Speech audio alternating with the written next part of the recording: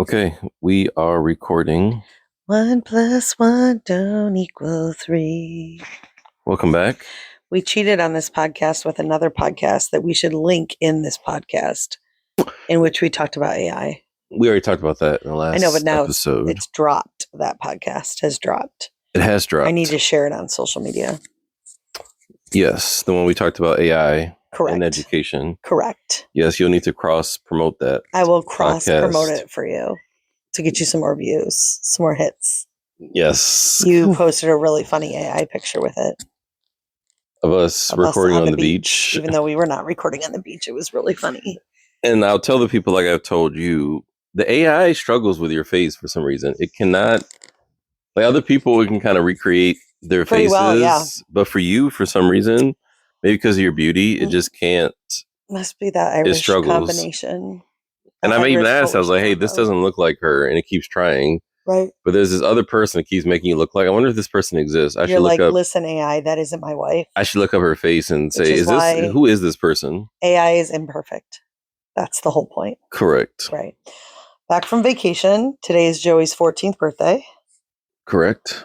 What do you want to talk about? What do you remember about his birthday? I feel like of the children, he had the most action-packed birth. It was action-packed. It was very action-packed. You went to work. I told you I was going into labor, and you were like, we went to the doctor's office that morning. So we went to the doctor's office. We or me? No, we both went. Because I remember I drove. We both went. And they did something called scraping of the membranes. I think stripped. Whatever, one or the other. Yes, correct. And they said, hey, let's get things moving. I'm always late with my babies. And because the first one was a C-section. Correct, because... So we were going to do a VBAC, or attempt a VBAC with Joey. Right. So that, because we knew that after you have 2 C-sections, they were like, yeah, you're donezo. So, which limits the ability to have many, many children. Correct. So they did the stripping the membranes, and we separated. You went to your parents' house, and then I went back to work. No, I went home first. My dad was watching the boys, and I went home first. We only had one boy. Sorry, my dad was watching little Aaron at my house. I went home first, and when I got home, I was like, I really feel like I'm having contractions. I called you. You, of course, thought that I wasn't, because that's how you do. So then my dad was like, well, why don't we go back to my house? And so I remember I drove to my parents' house with little Aaron. And when I got to my parents' house, I started vomiting profusely, and that like in a bowl, all over the place. Yes. And that's the thing. Through all of my pregnancies, I've explained this before. Like I throw up from the first day to the last day, and I was vomiting. And I remember like my mom trying to toss me a bowl, and then I went to the back room to lay down in my parents' house, and I called Dr. Gruskin's office, my doctor, and said, listen, the contractions of this fall apart. She's like, well, why don't you come into the hospital? I was dying. And this is very funny because, and there's a reason, Aaron, because he's a dude, doesn't understand. Joey was something called sunny side up, which is incredibly painful. It labors that like your labor is all on your like back spine. I actually was certain I was not going to make it to the hospital because the pain was so bad. And I had to drive across town. Right. So you met me my mom drove me. Because our doctor's office, no, I went to your parents' house. No, you didn't. Yes, I did. 100%. I picked you up from your parents' house. Oh, maybe because the doctor's office was at Farmington Hills. I went to my office in Troy, and then I left Troy to drive all the way across from Troy to Canton to come get you. Right. And you're like, you need to hurry up. I think I'm going to labor. I may have this baby here. This baby in the car. And I remember messaging my team being like, hey, my wife's not feeling great.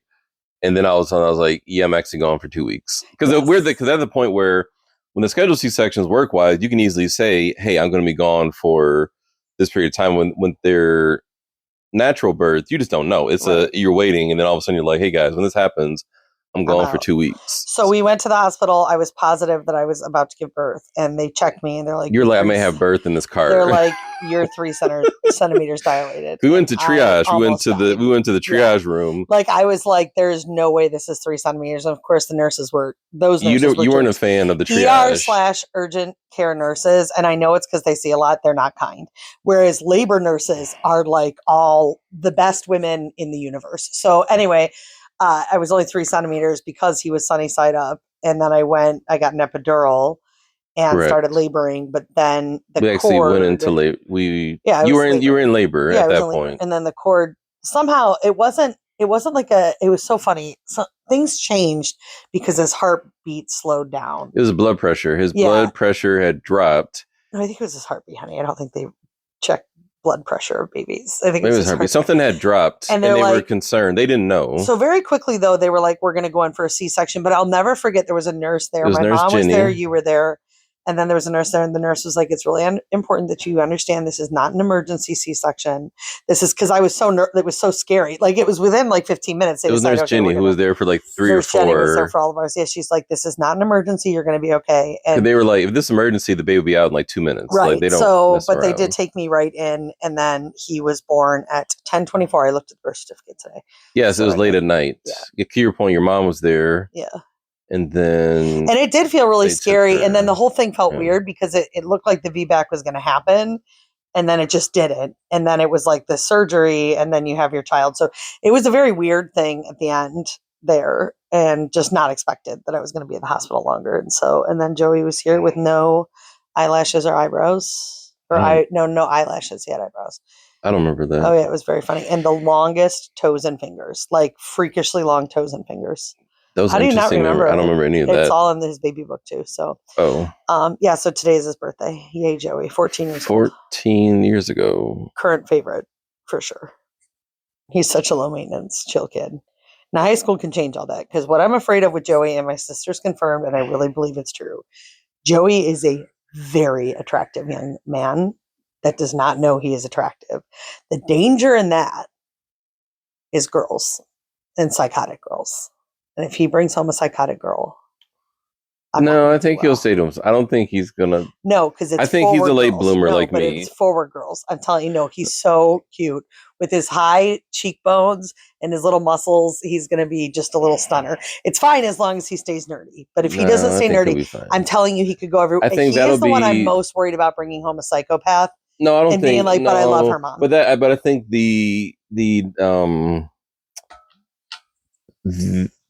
his personality will be that, like, he's not in, like, the girl thing will happen later. He's not like, well, he wants to. He's not worried. He still like very much talks about seminary after high school. So your oldest is way more into girls than Joey. Very true. Well, Joey's into girls, but not. He's I mean, like in terms of like not even aggressive, like pursuing.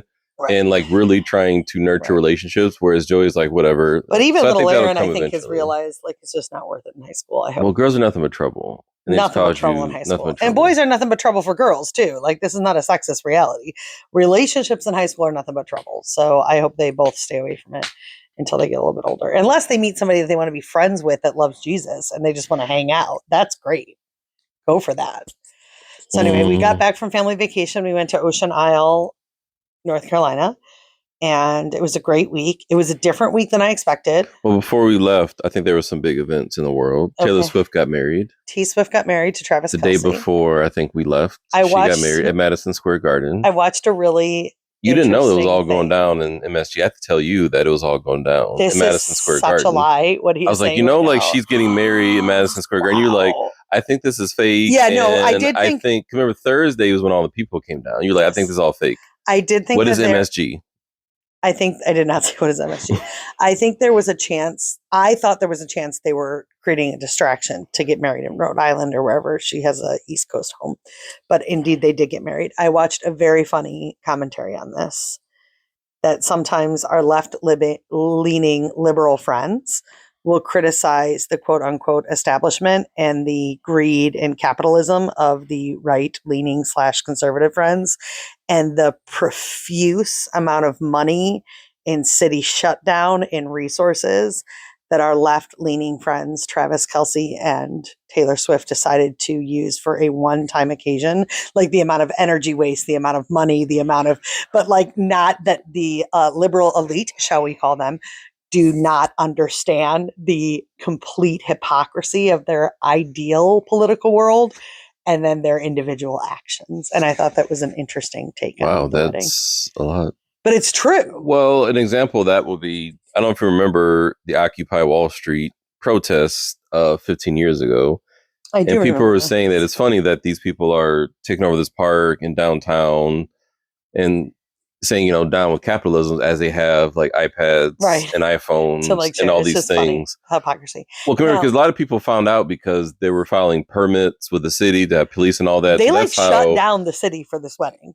That's how it got leaked out because all this, it's obvious that something big's going on. And listen, I'm not mad at it. I love their love story. I am not a hater. I love their love story. It's just the hypocrisy is hilarious.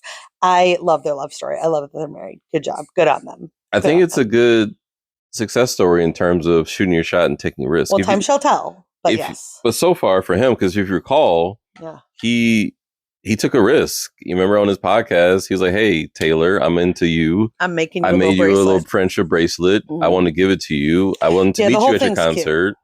So the dude took a shot. It's a cute story and made it. It's a cute story. We need them to find Jesus because you miss 100% of the shots you don't take. She went to Catholic school. We want her and Travis to circle back through the baptism of their children. That's what I always pray, is that the baptism of children bring people back into the faith when they have children.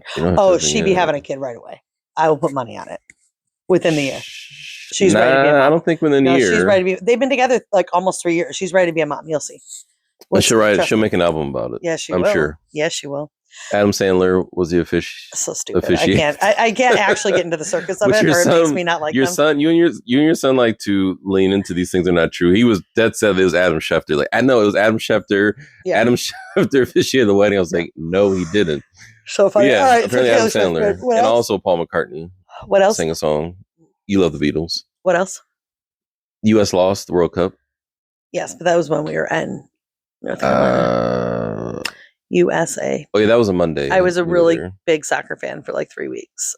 Yes, you knew all about soccer. But yesterday Norway went out too, and that's who I just jumped on, that bandwagon. So now I actually don't care except for Messi because he's famous. But other than that, and he loves Jesus. Other than that, I don't care.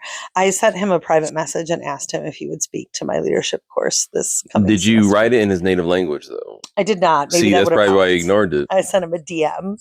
For some reason, you slid his DMs. I think he has, let's see how many followers. Probably a couple hundred million. I think Cristiano Ronaldo has like 370 million. I think he's one of the most famous people on Instagram. Yes. Let's see how many followers Messi has. Messi has 512 million followers. I'm wondering if he's going to see my DM. He probably gets a lot of DMs, especially from women. Yeah. So I'm sure many women DM him. So maybe he won't come to my leadership class. NSFW Wouldn't that be great if I don't, is it Lionel Messi? I think it's Lionel. Whatever. I don't know. If he spoke to my leadership class about his faith in soccer.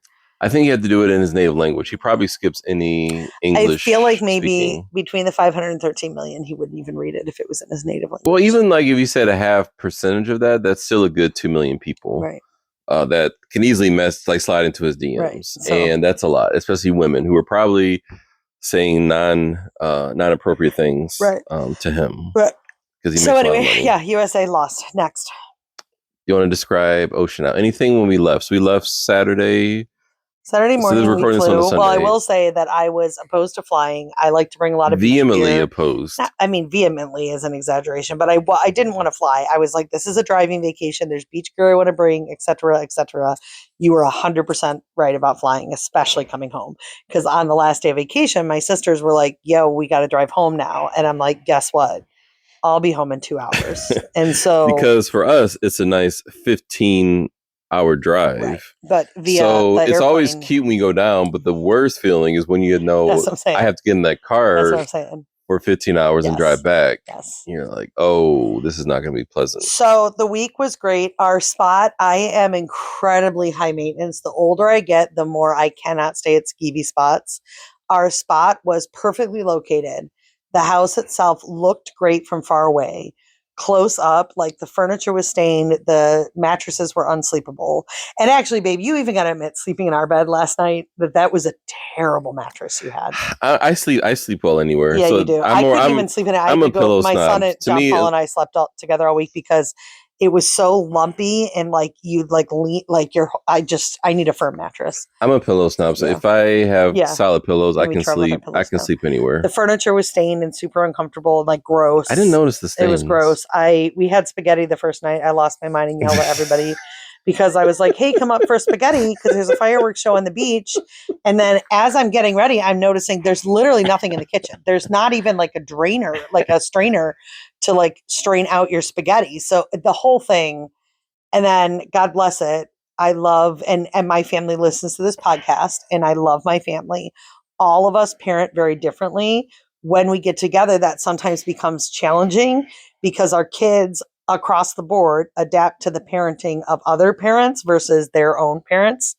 And so, like, I just lost my mind the first night. But then I think from that point on, I didn't lose my mind as much. But also, our kids like understood that they were going to be still under our rules and how we behave. And so, yeah, we had a spaghetti dinner and then we watched fireworks on the beach. Fireworks on the beach were absolutely magical. The week was very different than I thought it was. We went down for Saturday, July 4th through yesterday, July 11th. So we went down on the 4th of July. Not much craziness. You were very nervous about the bridge because you got all into Ocean Isle Beach Facebook groups. So you were convinced that we had to hit the bridge by 2 o'clock. By 1 o'clock. Or else we would be on the bridge for 2 hours. For hours. 4 to 5 hours. So let's let the people know. Gridlock. 2 hours on a bridge. There was no bridge traffic. Like at any time for the entire week. So and I had like told my brother-in-law, like, if you don't get there, like you're going to be screwed. And so they like drive through the night to get there. Mary's providing so much fake news about the bridge situation. Absolutely, yes, what I provided. Scaring everyone. I was wondering myself, like, 2 hours, that seems like a long time. That's what they said. But just listen, to get on there the was bridge. No bridge traffic. So anyways, our place was pretty gross inside. But I mean, it was fine at the same time. Like it was a beautiful, the patio was beautiful. Like we're right on the beach, which is important to me. But what I would say, and that's the thing I said this before, like the beach towns have a whole different type. Because I think, especially with the ocean, because it's very humid and there is salt water too. So like paint chips very easily. You see kind of rust in different places. It's very hard to keep these places. And also this is just there's people in and out of it, right? So they can only clean so much. They can only do so much. So I think when it comes to beach towns, it is a different in terms of like hotels. You think about like Disney World and cruises and hotels. Yeah. So I think the cleanliness is different than beach towns, which are very high. A lot of people coming out and just like it's hard to keep that up. And there were no bugs or anything, thank God, because that would have sent me over the edge. Like it was fine. I think the biggest challenge of the week, and I'll talk about all the blessings. There's so many blessings. The biggest challenge of the week is that you and I have been planning this vacation for a year. I made a decision, and we're going to talk about it now. And I'm going to lead the conversation. I made a decision to invite my sisters, which was great. And I'm so glad they were there. And I did it because I wanted the cousin time for our kids. I think it's so important that their best friends are their cousins. However, I thought there would be a way for us to have like a Wilkerson 7 of us family vacation within a larger family vacation with my sisters and their families. I severely underestimated the fact that my children would want nothing to do with me if their cousins were at Ocean Isle. So every time we asked to be with our kids, it was like we were taking them away from their crack and they couldn't handle it. They're like, which is not unusual. Yeah, no, it's fine. Very not unusual. Different than what I expected. It happens also it also happens on cruises. But when you said this, I was like, no, what I was really happy about like midway through the week, because also our kids are getting older, so they don't want to hang out with us on vacation. Like there's all kinds of things. So you had made this distinction about halfway through the week when I was feeling maybe sad that we weren't getting family time in, because to me, that's the whole best part of a vacation. And you had said there's like all different types of vacations. Like when we go to Disney or when we went to New York City, if we go to Rome next year, those are vacations where you're experiencing things as a family. Some of our friends do road trips to like national parks. You're together as a family. Cruises, things like cousin vacations, you're actually not vacationing as like a family unit. Like on the cruise, we don't see our kids except for meals, right? Like they do their own independent little lifestyle. And on this vacation, our kids very much just wanted to be with their cousins, which is great. So they spent a lot of time with their cousins. Yes. You hate the ocean. You were cranky all week. It was annoying. That's a lie. No one believes that at all. It kind of. No, I feel that we just have a difference of what like chill vacation means. And as we said before, when you get back from the trip, you have another 5 weeks. We haven't talked about that yet. Off. I'm going to speak about that right now. I have to go back to work tomorrow. So we have this crazy, I don't mean to interrupt you, but it is important because you decided to bring it up now. The fact you've made me vacation the last 3 summers at the end of August. which means, or mid-August, which means I get back and I have like 2 or 3 days and I have to go back to work. Or I get back and I have like 5 days and then I have to go back to work. That's tough. This vacation, that's tough for you. Listen to me, family. I have said before how sweet the teacher life is. The fact that we came home yesterday and I have 5 more weeks of like, hi, vacation. It is, I can't even believe my life right now. But as you just mentioned, you're going to work tomorrow. We are living different realities. Correct. Which for me means that like my goals when I'm away from work is to work more, because that's what you did this week. No, I didn't. That's a lie. Admit it. Are we gonna have truth on this podcast episode or no? Okay. No, my thing is like I go to chill mode, so it's chilling out, being quiet, hanging out. Like that is like I completely shut down in terms of just like it's chill. But you take it as like I'm not something which you would like me to be, and you take it as I'm miserable and having a terrible time, which to me is like I'm just chilling and being quiet and just hanging out here and watching movies and taking naps. Like to me that is pulling away from my normal life, which is on meetings all day long and carting kids around. I don't and mind talking you taking all day long. You were on your screens a lot. You had work meetings. You didn't want to be at the beach. I mean, you gave me an hour or two at the beach every day, but you didn't want to. I would say I did every single thing you asked of me, and like every single activity I did. Every single activity. We had determined that you were going to do that you don't like the beach, and so you just lived up to that. But I went to the beach when you asked me to, like twice. Every single day. You went into the ocean, I think, only once or twice. No, I went to multiple times. Ocean. Yes, remember your sister's ocean, their beach? I went to that one. One night. This was the other thing that we realized on vacation. A couple things. Number one, I wanted to hang out at my house more than we did our side. We had ordered like an umbrella and chairs. Their side, which is about a 5-minute car ride, is where most of them were, where most of the cousins were staying. They had a pool there that was much larger than ours. So then they ended up like we were at their side of the beach almost all week, which I didn't want to do either. So that was a challenge. The other thing is our families rotate on different schedules entirely. So my sisters, they wake up during summer, like on a Saturday. Their house doesn't wake up till 10 o'clock or 11 o'clock. Everybody sleeps in, including adults. And then they stay up really late into the night. That is not our schedule. So we had some scheduling conflicts. But overall, the kids had a blast. Yes. It was beautiful weather, hotter than the blazes. But we had a big controversy on Facebook, which you lost. I did. In terms of lakes versus oceans. Yes, most people prefer where lakes. I think it was a good over 60% of people were saying they prefer lakes. What you said is that like nobody would prefer. Lakes. You said, I forget what you said, the word that you used, that I knew was wrong, and it was wrong because there's plenty of people that prefer ocean, but lakes take it, which lakes is gross. Take the cake in terms of. But I appreciated one. I think it was April who just kind of really summed it up in terms of. She kind of said the amount of work that it takes to kind of get. When you go to the ocean, like the amount of work it takes to like get all your kids' stuff and you get down to the ocean and all that, and then you have sand and crab, and you have to rinse it all. It's just the effort that it takes when you have kids to get them into like the ocean, do that type of stuff. And it's the ocean, so it's all waves smacking you. Well, it's really funny. Sand toys. And she was just like pool any day of the week. I wear an Apple Watch, and this morning I got an alert that was like, hey, this last week we noticed a lot more cardio work than you've done in the last, because first of all, we were on the 3rd floor, so that was a ton of steps, but also, like you said, the effort to even walk out to the ocean is like your arms are full of stuff, like you set everything up, and then you are full of sand, and it is, but to me, it's all worth it. My next goal, though, me and my daughter Malia, we really want to do the Pacific Northwest, where you don't even actually like go to the ocean. It's more like you get you a house on a cliff and just listen to the waves smacking. Watch Twilight all day long. Yeah, exactly. We're going to, her and I. We're going to do a little road trip together. So anyways, yes, Ocean Isle was fun. To Seattle. Ocean Isle was fun. And now we're in this precarious situation that we haven't been in years. That I'm not even sure how to wrap my head around. And I find very disappointing. We had the same thing last year, though. No, we did not. No, we have no vacation planned. Well, we have a tentative one to go to Rome. Tentative, but that's not if it doesn't happen, we'll just fill it with something else. Yeah, we have no vacation planned, and I don't like it. The same thing happened last year when we took our trip at the end of July, and then we knew we had. No, we knew we weren't going to. We had already booked the Disney cruise. Like I'm saying, we have nothing planned. Oh, then we can get rid of the Rome one and do something else. Well, Rome's going to have to be decided pretty soon here, or we are going to keep pursuing. I think it's not going to happen. That's what you think. I think they're having a bit of a hard time figuring out lodging and such.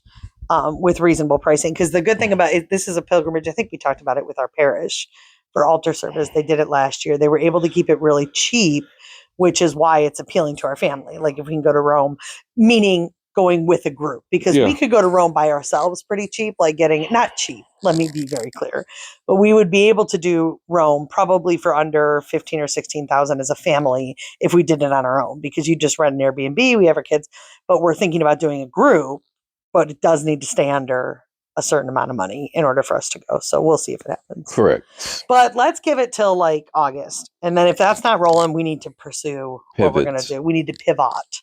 The kids want to do a cruise again. I absolutely do not. I absolutely do not want to do a cruise. People, let me tell you, I do not want to do a cruise. I do not like cruising. I don't need to be a cruiser. I don't like the people that like serve you all week long. I don't like the discomfort of that. I don't like going to the main dining room and having 700 servers at our table. I don't like the vibe of a cruise. But everyone in our family loves it. But it's overwhelming. No, like I'm lost. In terms of going back to Ocean Isle by ourselves versus a cruise, I feel like you got 6 votes for cruise, 1 vote. Well, I do not want to cruise again, but I will because everybody wants to, obviously. I would much rather go to a beach house somewhere for a week than go on a cruise. Like by far. By far. But I think the kids really... No, I know. Everybody else wants to. I know. That. And then you want to do a week-long Disney trip as a goal of yours again, because, we haven't been there enough. So we have not done a week-long Disney trip in... I can't with you right now. 4 or 5 years. Yeah. So we do not do Disney trips as much as you like to think, or people like to think that we do. Boys are going to camp in 6 days. We have nothing ready. Well, we have a lot of stuff from last year. So now it's like picking up. It's like getting extra underwear, getting shorts. Yeah. Like we've done this enough. Or like getting jeans. Do we have enough non-broken trunks? I think we need a trunk or 2. We have to figure that out. I think we have tons. I'm really stressed out about it, to be honest. Getting them ready for camp is not my cup of tea. And then they go for 2 weeks, which is totally my cup of tea. You're going to Boston. I've begged to go with you, and you won't let me. Lovely. Well, also your oldest, he has his drives this week, so he will be finished officially with driver's. What? We already talked about that. No, his drives finished this week, and then he may be doing some of the driving to go up to camp. Yeah, I got to mess with somebody about that. To start some of his hours. Yes. Yeah, we're back to football and drives and physicals. Did you buy the Michigan tickets yesterday for our Michigan game? Yes. We got our Michigan tickets for our 1 game a year. So yeah. It's kind of a short podcast. I mean, we don't have anything to talk about. We got back from vacation. Julie's birthday's on Tuesday. Yeah. Julie's birthday's today. Julie's birthday's Tuesday. Yeah. And then my birthday's after that. Do not care. I'm just kidding. I do. Which is very sad. I got really special plans for you. Do you? Yep. Wow. Define special plans. That's a lie. We have my cousin's wedding. So no, that's that weekend. I know. My birthday's on a. I know they asked me to elect her. My cousin asked me to elect her at her wedding, and my husband happened to be around, and was like, "Well, that's 2 days after my birthday, so I don't know if we can commit to that."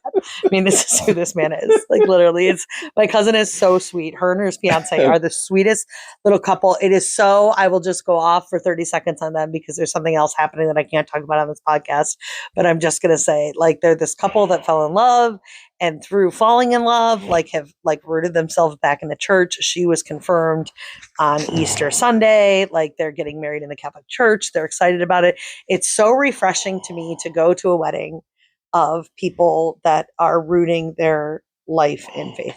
Like I can't tell you. So I'm so excited to read at their wedding. Like I'm so excited about it. And like other realities, I mean, for the past 10 years, so not even recent, it is really challenging to watch family just fly away from the Catholic Church and fly away from faith and the rooting of faith. So it's so nice. It's so good for my hope in the world to see a young couple choosing to be married in the church, by far. I'm very excited about it. Yeah.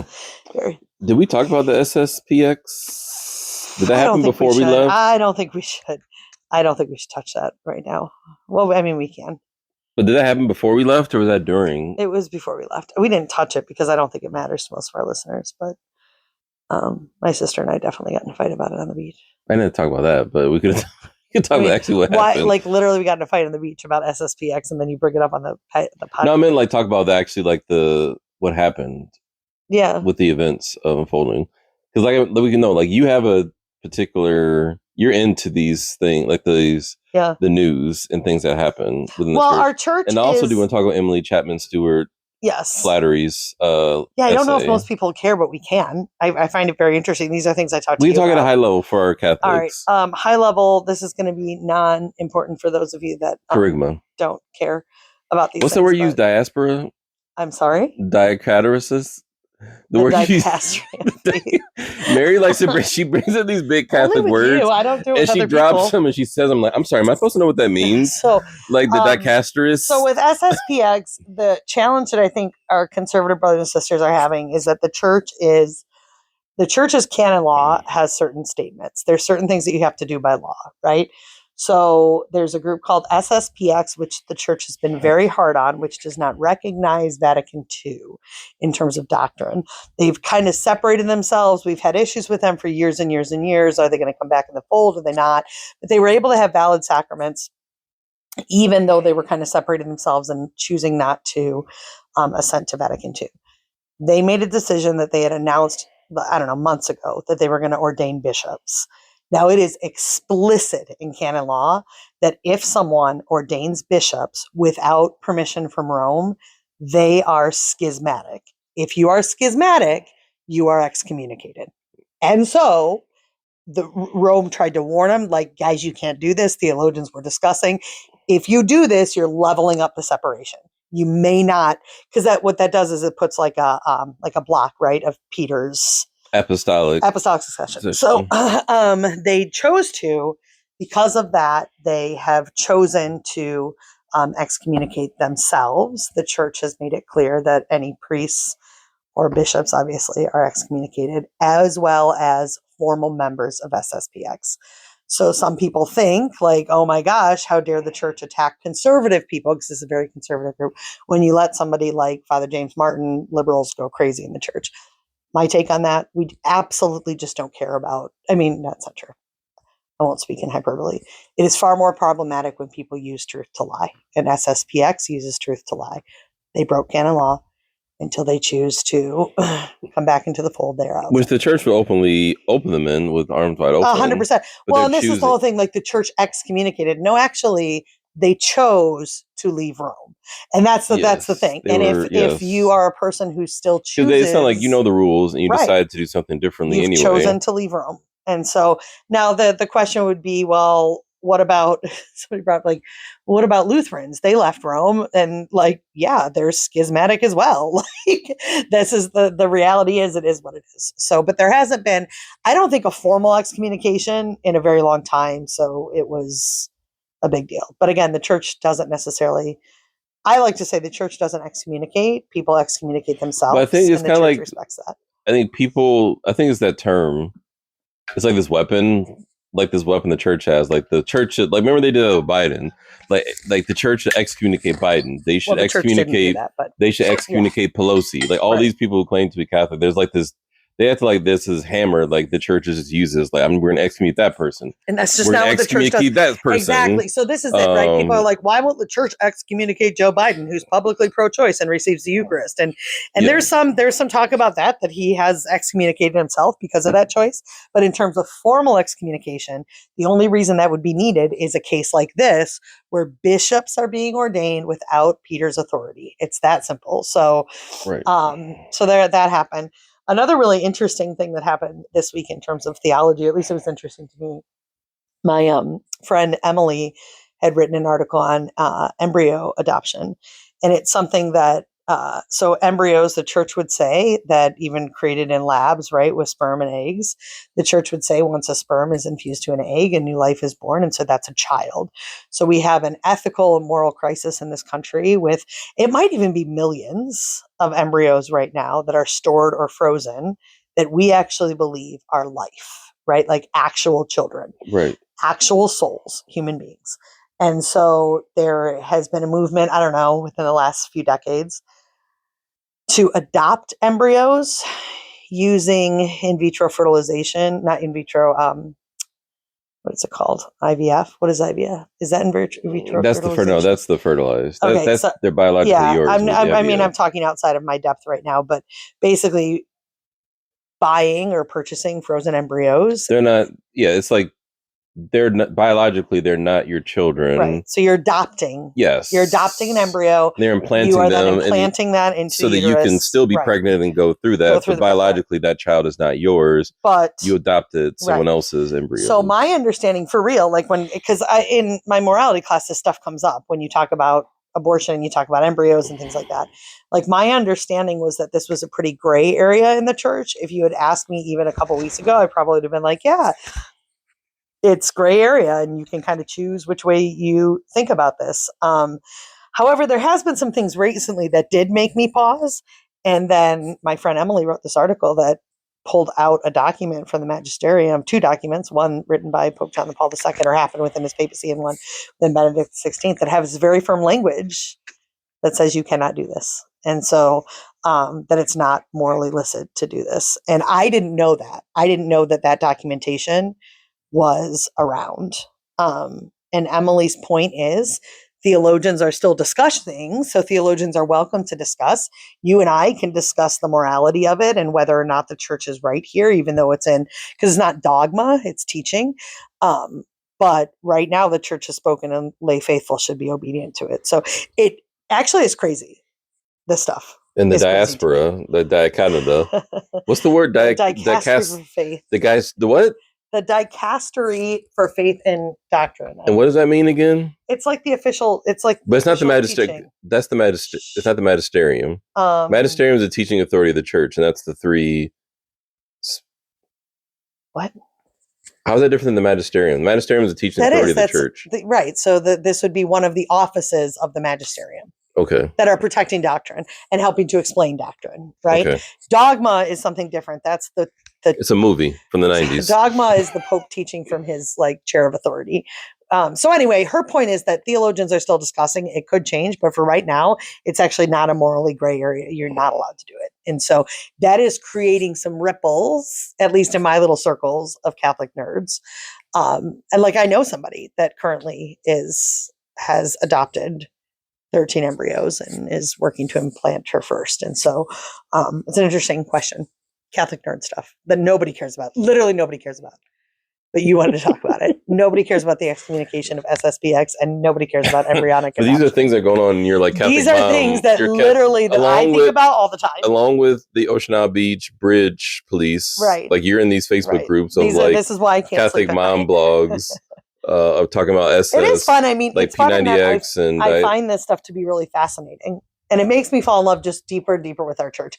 Every year I fall more in love with, and not our church. I'm not in love with the religion or structure of our church. I am deeply in love with what the Holy Spirit has done through the authority of the church. There just is so much order to what Jesus left us.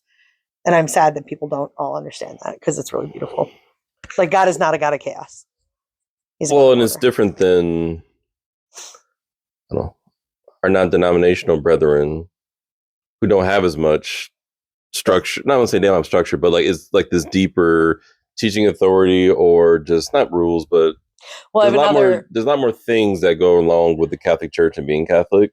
Well, it's just order. It's just order. Yes. I have another friend of mine, not friend, somebody I know who has left the church and was rebaptized in the waters of Northridge or whatever. And it always is a little heartbreaking to me because it's to me, and again, this is my perspective, it's just so obvious that wouldn't be the way that Jesus wants us all to go down. Just chaotic. You do what you do. You choose this church. You choose this church. You choose this pastor. You choose this son. God is a God of order. And I love that he left us the church. And so theological questions, though, are fascinating. And I think the authority of Rome becomes really important in theological questions, which are things like SSPX and embryonic stem cell research or embryonic adoption. Right. The end. Right. Okay, can we be done now? You want to talk about the young man that died briefly? I'm going to bury this right at the end. What's his name? It's Colt. Is Nolan Wells. Noah Wells. Nolan Wells. Bro, I'm losing sleep over this stuff. It is a crazy. It's not, but it's a crazy story. As you hear, I'm not following as much as you are. I've decided I'm not following it anymore because yesterday I was at the store and I caught some looks from people and I was feeling defensive. I was at the store with, or maybe it was at the airport with a couple of my kids who all are different shades. And I felt defensive about the looks that I was receiving. And I'm like, you know what? I've just been on social media for too long and I need to get off social media. That's true.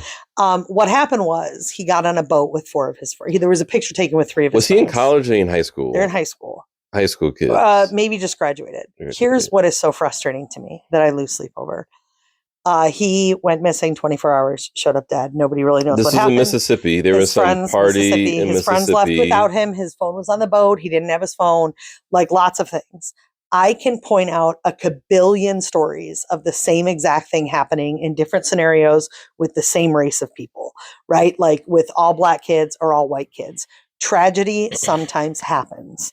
Because there was a picture of 3 white boys with 1 Black boy, the narrative has now become that there was something nefarious and that Black families should not allow their children to hang out with exclusively white families. And that is dangerous for young people to be the only Black person in a circle of white people.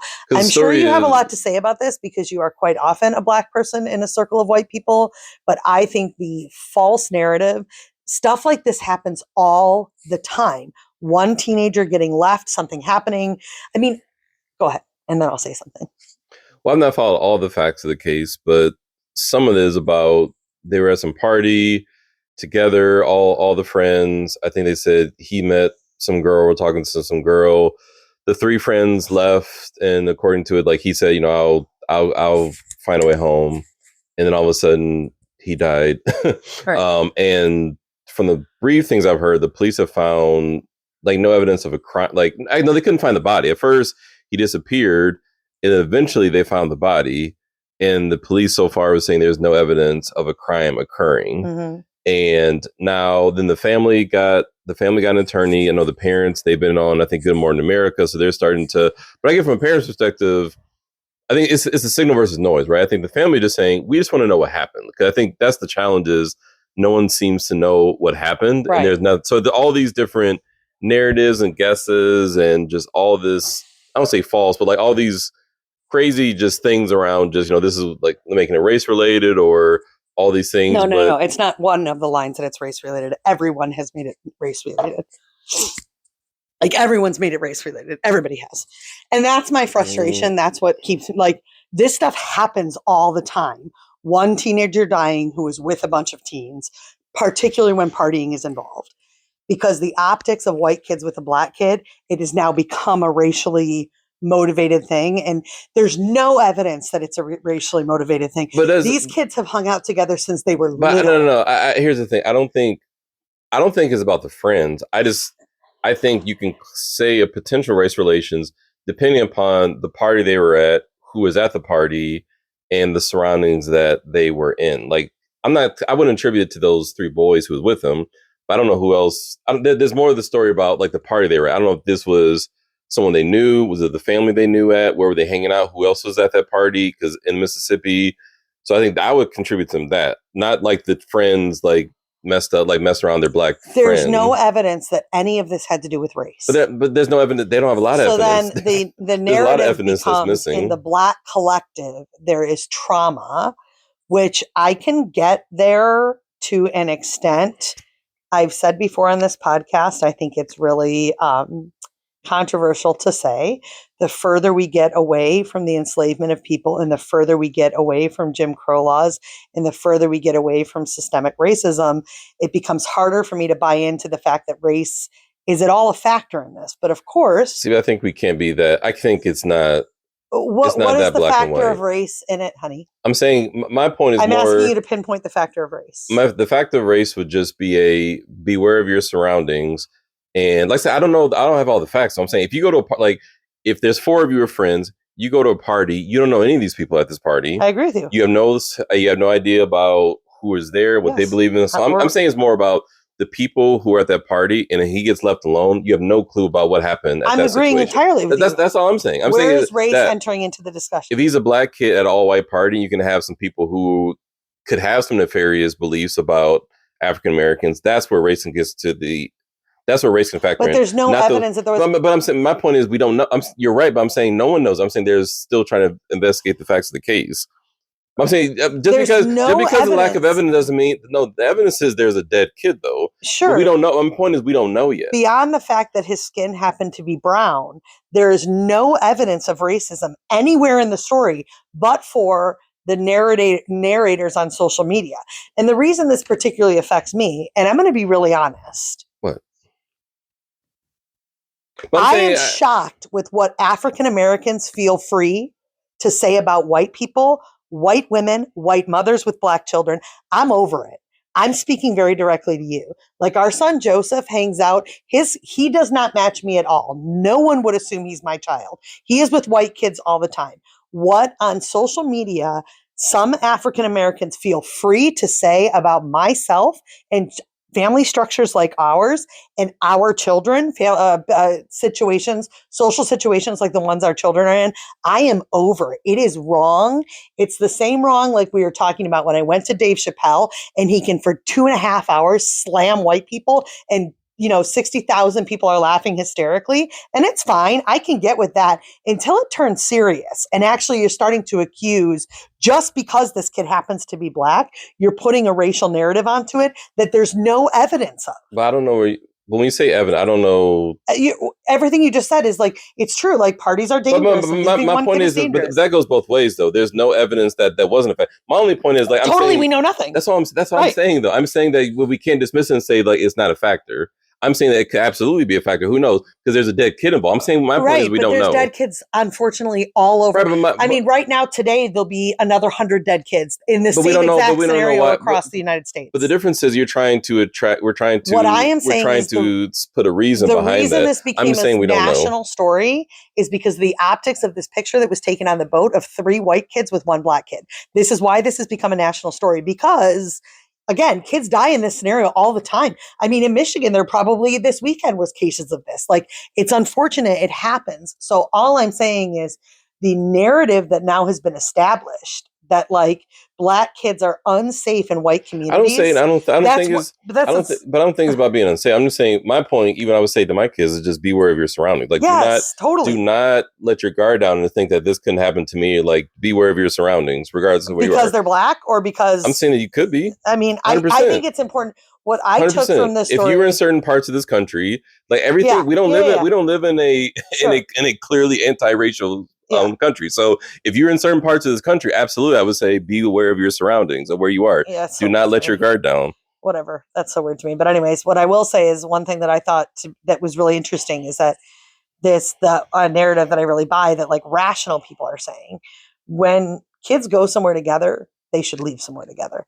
Like telling your kids, like, if you go somewhere in a group, you don't leave someone behind. Like if you're going to a party, if you're going to, this was on a boat to like a little island that people go and wait in, like never in a million years would you leave one of your friends behind, even if they say they want to stay behind. You don't leave. Especially if they don't have a phone. So like to me, these are the things that we should be pulling from this. Not like be aware of your surroundings. White people are waiting for a moment to get you. I'm not saying it's waiting. I'm just saying that I'm not saying someone's waiting around. This kid was friends with these people's whole life. I'm not talking about those. I'm not talking about those.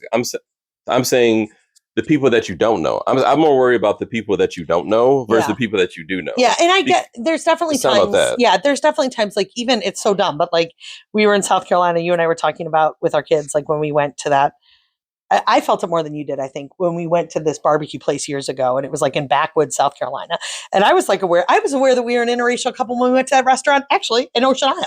We walked into this restaurant in Ocean Isle. It was a little not awesome, the coastal one that we went to. Right. And all those old people were in it that we just ate at breakfast, me and you and the boys. Yeah. And I was aware that we were an interracial couple. I'm looking around there. Everybody is over the age of 70. I'm in like a place that is more rural than I'm aware that there could be danger there. Like that's all I'm saying. I'm saying that makes sense to me. No, I agree with you. Is like in certain parts of this country, you cannot let your guard down. Sure. Yeah. You need to be hyper aware of your surroundings, especially in rural areas. Yeah. When you don't know these people, you have no clue who has family members that show up who show up in the middle of the night. Yeah. You have no clue. And I guess I'm not threatened by that conversation happening. I think it's an important conversation to happen that happens. However, I think you will say, and I will say, there's only been a couple times in our entire marriage experience together where we've even flagged potential racism, not even confirmed. Like people are great to us. Now we live in Michigan. If I lived in down south, The other piece that I thought was interesting that's coming to light because of this conversation is joking. Again, it was like, how do white kids joke with black kids, and how when you're the only black kid, like I've watched a bunch of like first. Well, I tell our kids don't do that. Like don't get into that game. Right. Well, and I mean, I guess I'm talking, because the other thing is, I mean, just this week too. Yeah, I guess just this week, Malia and Julia pranked one of their cousin's friends, and their cousin's friend had no idea that Malia and Julia were black for sure. But he was like, no, N-word. And my girls were like, wait, what? They weren't on FaceTime. It's just kids use this kind of language that they think is okay, and it's not. And telling our kids it's not okay, I think is important. I just don't like the narrative that black kids are not safe with white kids. I don't like that narrative. I don't think it's a natural given that they're unsafe. That's what I'm saying. I don't think it's a natural, particularly if you've grown up. It's a natural default. Right. I think, but you cannot ignore it. Like, ignore yes, what? Ignore what? Ignore the fact that you are a black kid with white friends in the South going to a party. Great. You cannot ignore that. You like. I'm saying I don't know. I don't live in the South, so I'm not going to judge the whole South as though you're white. What's that? Well, and I'm white, but I'm talking about my children. So I'm pretty like defensive of my own children, and I am not going to ever tell my son Joseph that he's not safe with white people, and he needs to be aware of his surroundings. No, I would not say you're not safe. I wouldn't say that you're unsafe. I'm just saying like you can't be naive. You have to always consider your surroundings. That is your daughters are always going to have to consider their surroundings. Yes. I have to consider my surroundings. Everybody has to consider I think you have to consider your surroundings for different reasons, though. If you're a female at an all-male party, you have to consider your surroundings. Right. Like that. Like I'm saying, everyone has to consider a surroundings, but there's different reasons why. Right. If my boys are an all-male party, yes, you don't have to consider yourself. Well, and it's you don't have to consider your surroundings for the same reason your sisters outside of our podcast, because the reality is our kids are always going to be in white communities. Right. Do you know what I mean? They are. And they have to know, like it. And to me, that is not a disadvantage for them to be with white people. I'm not saying it's a disadvantage. I'm just saying you have to. And I'll also say I have met way more racially insensitive black people than I've ever met racially insensitive white people. And that is just the amount of things that have been said to me as a white woman married to a black man by black men and women is crazy compared to what white people have said to us. And that's just true. That's double standards. That's the whole thing. And that's where you always end up. Well, it's just double standards. It is. Okay. Well, then all I'm saying in terms of racial aggression, I definitely feel racial aggression far more frequently. And I know black people can't be racist, but in terms of African Americans towards myself and you, because you married someone who's white, then I feel from white people. Definitely, like by far, like exponentially. So I don't know. So then the narrative that like our children are unsafe around white people because they're mixed. I wouldn't use the word unsafe. I think the difference is I wouldn't use the word unsafe. That's not the right word. That is the narrative that's being used. Yeah, but there's a lot of dumb narratives. There's enough. And this is the other thing. Yes. And this is why I said to you, I know. And I'm sure I've spoken out of place. But also, you are also deeply, you're into. No, that's why I just. Because of your social media involvement, you're probably looking at these videos of people. I would also say, that's stupid. 100%. Well, no, this is the other thing. We also can't be fragile, though. Like, I think there is a fragility that's being tied to us in 2026 of, yes, maybe, but also you have to live your life too. You can't just be looking for a reason to be upset. Well, and that's why, for real. And I, again, like if I've spoken out of turn on this podcast, you have. I'm offended. I'm obviously a little heated about it. I knew, like, but you have a much more black and white view of the world sometimes, and I think in this particular one, I think you think that things are not as I'm saying. You have a much more of a black and white, like, this is not a thing, this is not a problem, like, we shouldn't have to worry about this until there's evidence that it is racially motivated. I don't think we should be attached to race. It's hard to have evidence of racial motivation because unless you go in these people's head or like they But what I'm saying is that kids die all the time and their friends leave them behind all the time, and it sucks, particularly when alcohol is involved. Really bad things happen all the time. I can pull up right now from July 4th weekend.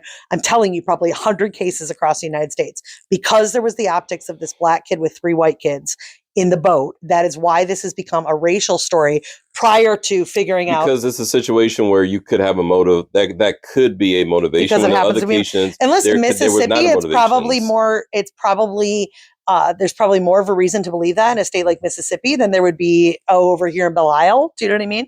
So like, I get that as well, but I just think it's dangerous. And I think we go backwards. But yes, I think you're right in terms of going to the default of saying like, well, like taking this one story that's happened in the past. I don't know. When's the last time this has happened? So it's hard to take this one story like, well, I told you, like, this is why this is why we're unsafe. But when you say when is the last time this has happened, that's my whole point. It happens all the time, unfortunately. It just doesn't happen with the optics of 3 white kids. No, I'm talking about the race. I'm talking about the race. But that's what I mean. Like, but what I'm saying is that kids, this exact scenario happens all the time, unfortunately. Kids when they're clubbing, the guy at Michigan State, I can come up with a million stories. My point is there's different motivations of why those happen. I'm saying in the situation you're talking about, how many of those have a potential race motivation? I mean, in those situations, there's 0% because usually they're like all white kids. I'm saying in this situation, there's a potential. I'm not even going to. I'm saying like there's a potential. I know that you don't have evidence, but I'm saying in those situations, there's 0% of that happening. Right. I'm saying in this situation, there's a potential. Because he was black and he was with white kids. Right. There's a potential. So that's why it becomes a news story. But that's news, though. That's a news cycle. They look to those. All right. We have to go party with our kid. For real, because this day is going to get behind us. So have fun with that story at the end. Yeah. Too. Now I'm going to get canceled. Why? Because I said that African American people are far more likely to be racially aggressive towards us than white people. No, I think you're just talking about from your lived experience. Well, it is my lived experience. There you go. But I mean, it's not even my lived experience. It's like, truth. I will say people feel very free to say why black men shouldn't be with white women. Very free within your communities. So, and you know that's true. That just is true. It's just wild because that would never happen publicly in my communities, ever. Double standards, man. I agree. I mean, that's double standards. I mean, that's all. I know, but at a certain point, it's like you have to remove yourself from logic to be like, yeah, it's white people that are obsessed with race. Like at some point, you have to be like, that's actually not my lived experience at all. So it's exhausting to have to act like my lived experience is that I feel aggression coming from white folks when the only aggression I feel in terms of our family structure comes from African American people. Like it just is what it is. So, but we live in Michigan. I don't live in Mississippi. When we went in South Carolina, when we went to the barbecue place, I did feel afraid. So it's your Michigan privilege. People. It's my Michigan privilege. It's fine to speak your privilege. Michigan privilege. My privilege. All right, homie. Until next time. Till next time. TTYL.